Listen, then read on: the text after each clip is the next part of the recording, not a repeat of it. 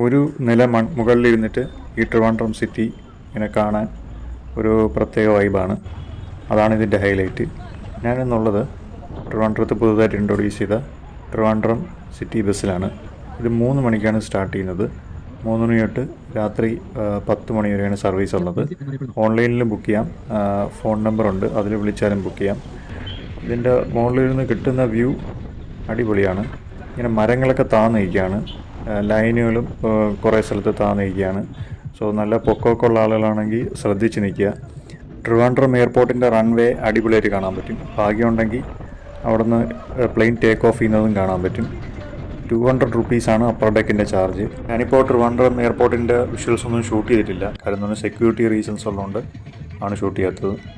എനിക്കിത് എറണാകുളം സിറ്റിയിലൊക്കെ വേണ്ടതാണ്. ഇത് എക്സ്റ്റെൻഡ് ചെയ്യണമെന്നാണ് ഞാൻ പറയുന്നത് ഗവൺമെൻറ്റിനോട്. ട്രിവാൻഡ്രത്തിൻ്റെ പുറത്തുനിന്ന് വരുന്ന